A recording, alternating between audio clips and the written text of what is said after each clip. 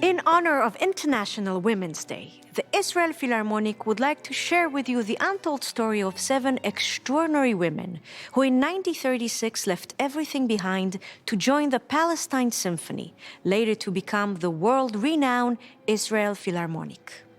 The story of the founding of the Israel Philharmonic is known to many of you. 75 musicians who escaped the Holocaust and founded what was to become the leading culture ambassador of a young nation. But what we've never stopped to reflect on is the fact that at a time when membership in many major European orchestras was restricted to male musicians, 7 exceptional women were accepted as founding members of the Palestine Symphony Orchestra. I know, this sounds unimaginable today, but it was not until 1982 that the Berlin Philharmonic accepted the first woman to a tenor position, and in the Vienna Philharmonic this happened only in 1997. Credit must be given to Bronislaw Huberman, then a star violinist and the founder of the Palestine Symphony Orchestra, who realized what was about to happen in Europe. Huberman invited both women and men to audition for his startup orchestra in Palestine, demonstrating what a unique man of absolute humanistic and egalitarian outlook he was. But above all, we wish to salute today the 7 gifted women musicians who bravely pursued their musical career in the Palestine Symphony as Nazism rose in Europe. So, who were these glorious 7? Learning about them was much like going on a treasure hunt. We searched for remaining family members, exceptional students, and any archive material we could find. And here they are. Lotte Hammerschlag Bamberger. The first female musician engaged by Bronislaw Huberman was Lotte Hammerschlag Bamberger. Lotte was born in 1904 in Vienna to a wealthy bourgeois family. She studied the viola at the Music Academy Vienna and became known as a brilliant violist. And so, when began to recruit musicians, Huberman was absolutely determined that Lotte be a part of his orchestra. But as she had just married conductor Karl Bamberger, Lotte initially did not want to leave him for more than 6 months. Always conscious of the shortage of certificates to bring immigrants into Palestine, Huberman wrote Advocat Salomon Horowitz in 1936. Please do the necessary steps to provide for her either a temporary labor permit or a tourist visa, as she will be one of our best viola players with the title of a leader, Concertmeister. It is really important that we get the permit or visa for her. Ultimately, Lotte remained in the orchestra as an assistant principal violist until 1938, the year of the annexation of Austria into Nazi Germany. When Lotte heard that her husband felt he had no choice but to move to the US following the Anschluss, she immediately decided to join him. After settling in New York, Lotte and her husband taught chamber music at the Manne College of Music and continued performing with musician friends, among them fellow Palestine Symphony members René and Felix Gallimer. In 1943, Lotte was the only woman to ever perform with the famous Bush Quartet, considered one of the finest string quartet of all times. Lotte Hammerschlag Bamberger passed away in New York in 2005 at the age of 101. Here is a precious recording we found at the Leo Beck Institute in Jerusalem. It is so moving to hear her voice. Und das war also wirklich dieses Jahr ganz besonders, das erste Jahr. Sensation des Orchesters. Es war ein ausgezeichnetes Orchester, wirklich sehr gut. Es waren die besten Leute von Europa, die ausgewandert sind oder weg mussten, nicht?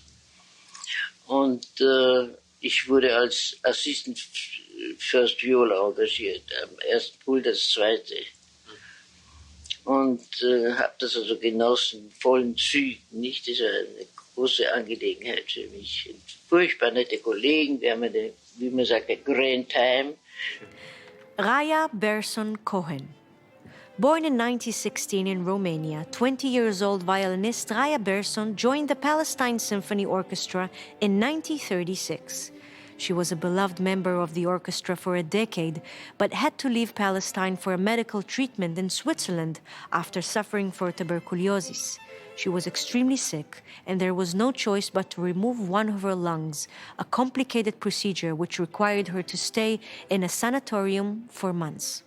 In 1954, when she finally recovered fully, Raya wrote a moving letter to the IPO management and its key person at the time, Tzvi Haftel. In her letter, she asked to join the Israel Philharmonic's European tour in 1955, as without the orchestra, she wrote, she felt incomplete. Sadly, Raya could not be re-engaged, and she never played in the orchestra again. Raya married but had no children, and unfortunately, we have no further records for her. Alice Fenivesh Rosenberg.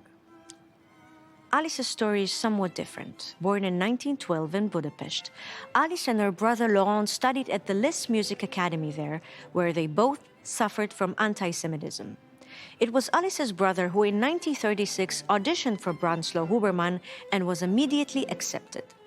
Though Laurent has already signed a contract with the Swedish orchestra, he was entranced by Huberman's initiative and asked for his father's approval to go to Palestine instead. If you want to go, I won't stop you, but I will insist that you convince Huberman to take your sister, who is also an accomplished violinist. Neither of you is safe here, responded his father. Hesitantly, Laurent presented his condition to Huberman, who replied that he does not need more violinists, but is actually looking for a violist.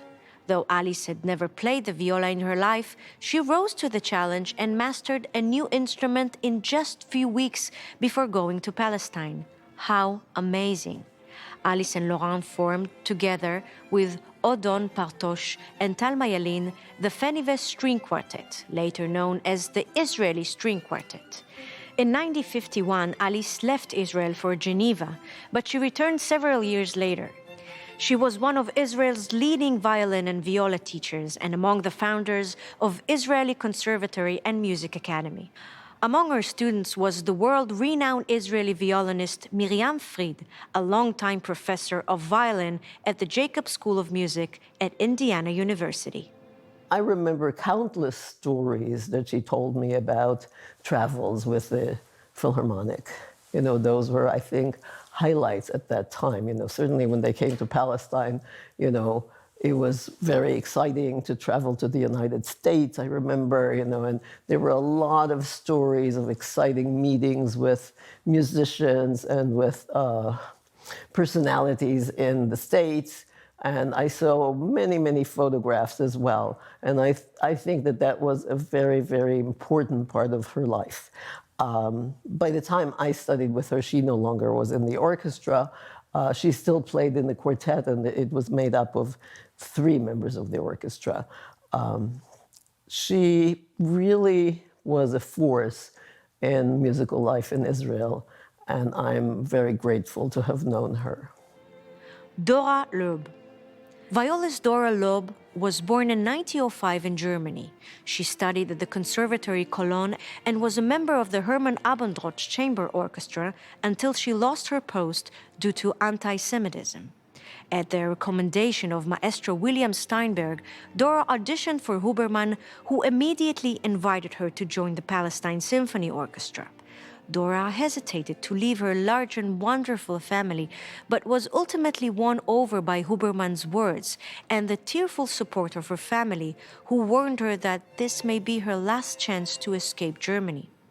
It was extremely difficult for Dora in Palestine, and between her homesickness and the weather conditions, she could not be dissuaded from quitting the orchestra after only 1 season. She returned to Germany and joined the Frankfurt Kulturbang Orchestra, where she played until Hitler shut it down in 1938. Dora was deported to Riga concentration camp, where her traces disappear like many players at the Kulturbang Orchestra Frankfurt who perished in the Holocaust. Dea Gombrich. Violinist Dea Gombrich was born in 1905 in Vienna as Anna Amadea Gombrich. Her mother, Leonie, was a pianist who studied with Anton Bruckner, was a friend of Arnold Schoenberg and Gustav Mahler, and even turned pages once for Johannes Brahms. She had a special love for Mozart and hence the name Amadea. Though Dea intended to move to London with her brother, the late art historian Sir Ernst Gombrich, in 1936, she auditioned for Huberman at the recommendation of her teacher, Alfred Busch. While she was initially hesitant to accept the position offered to her, Dea decided to join the orchestra when she discovered that Arturo Toscanini would conduct the Palestine Symphony first ever concert. Dea found the physical and political climate in Palestine extremely challenging, and after a summer break in the UK with her family in 1938, she decided not to return. In 1941, she married Sir John Forsyth, who became the director of the British Museum. As Lady Forsyth, Dea brought Viennese salon culture to London and hosted many unforgettable evenings of music in her home. She also became a highly respected music therapist at the Horton Epsom Psychiatric Hospital, noted in the 1960s for its pioneer work in music therapy. Dea's daughters, Joni Lebier and Marie Gombrich, shared with us a funny anecdote from Dea's days in Palestine, when, during a rehearsal break, Dea found herself roaming in a field full of cows. As she looked at her watch, she realized that she would be late and she had to make a quick choice.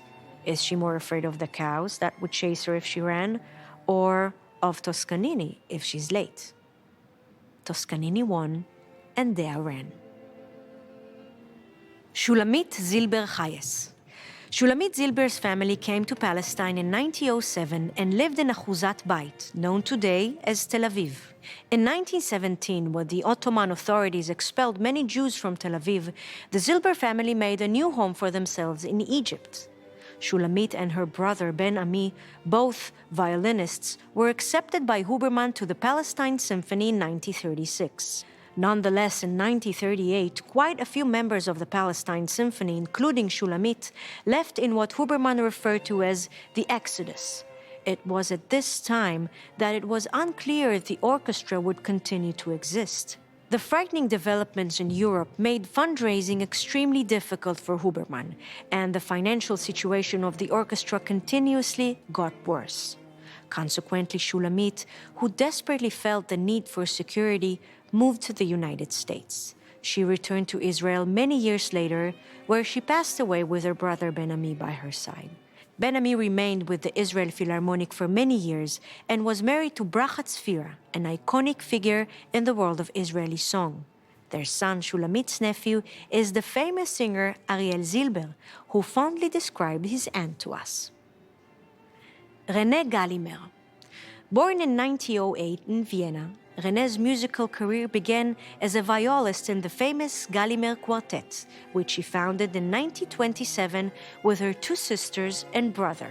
The quartet is known for having been personally coached by none other than Alban Berg and Maurice Ravel, and for being the first to have ever recorded a composition by Berg, the lyric suite recorded in 1935.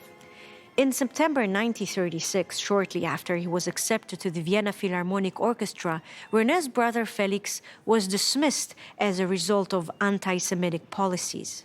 Realizing the looming danger, the Galimer Quartet gave two highly acclaimed concerts in November 1936 in Vienna and in Paris, their last ever performances as a quartet. Shortly thereafter, at the invitation of Branislaw Huberman, René and Felix both left Vienna and came to Palestine. While Felix joined Arturo Toscanini's NBC Symphony as a first violinist in 1938, René remained in Palestine and married Walter Herding in 1944. Immediately after, the newlyweds left Palestine and lived in Egypt and the Netherlands. After Walter's untimely death in 1949, René joined her family and settled in New York with her children Richard and Viola, only 2 blocks from her beloved brother Felix. The idea for this special program was sparked by an email from the children of violist René Galimer. Their email was an eye-opener for us, shedding light on how exceptional it was in 1936 to have had 7 women in the Palestine Symphony Orchestra. It is my great pleasure to present a special message from Richard Herding and Viola Morse. My name is Viola, and I was named after my mother's first love, her instrument. My brother and I owe our lives to Branislaw Huberman for his recognition that musical excellence was not gender-based. While I never understood as a child the importance of what Huberman accomplished, I do remember my mother speaking about him very frequently and with great respect. My mother was a remarkable woman who bravely started a new life in Palestine, touring and playing with the orchestra and with several chamber music ensembles. The 7 women who were hired were, in a sense, pioneers. The founding female members of the Palestine Symphony Orchestra brought their knowledge and artistry of both the orchestral and the chamber music repertoire. In addition to performing with the orchestra, they formed chamber ensembles, gave solo recitals, and most importantly, gave music lessons to pass on their knowledge to the next generation. Renée was a special lady, an avid and beloved violin teacher and a chamber musician. Her home was always a buzzing hub for musician immigrants from Europe, remembers one of her students, Eugene Drucker, first violinist of the world-famous Emerson String Quartet. My name is Eugene Drucker. I'm a violinist and a founding member of the Emerson String Quartet. Renée Gallimir-Hurtig became my first formal violin teacher after I had a few months of lessons with my father, Ernest Drucker. I studied with Renée from 1961 to 66. When my father was about to leave for the Metropolitan Opera's annual spring tour in 1961, he worried that without the proper guidance and encouragement, I might stop practicing and lose interest in developing my new skill. It was a surprising stroke of luck that Renée, among her many other freelance jobs, was teaching at the Little Conservatory in our Washington Heights neighborhood in northern Manhattan, a short walk from our home. With patience, close attention, and her passionate dedication to music, she gave me a firm foundation for my future career. My mother began to suffer from cancer when I was 10 years old and died in 1965 when I was 12. During those dark years for my family, Renée gave me more than just violin lessons.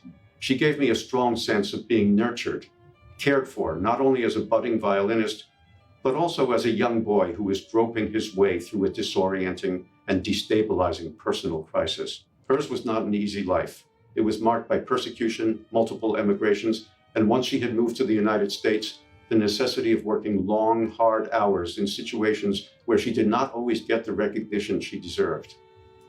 But I am proud to learn more about her early experiences as a cultural pioneer in Palestine and to help honor the courageous contribution she made to the nascent musical life of Israel. This program would not be complete without a representation of today's female musicians of the Israel Philharmonic. It is my great pleasure to introduce Polina Yehudin and Yuki Ishizaka, violin, Gili Radian Sade, viola, and Lia Chen Perlov, cello, who will play the fourth movement of Beethoven's String Quartet, Opus 95, in F minor. A very special tribute to the women musicians of yesterday, of today, and of tomorrow.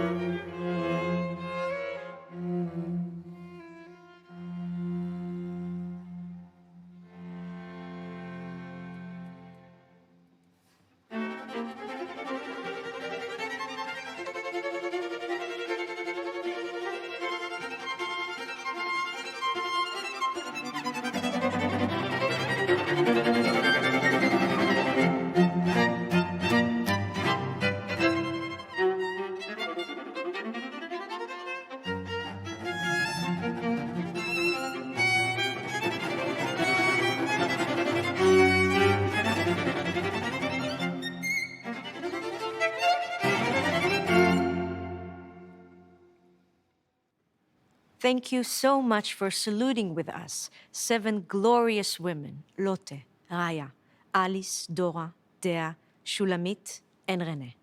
And if you have any additional information about them, please contact us at the Philharmonic and support our efforts to safeguard their legacy.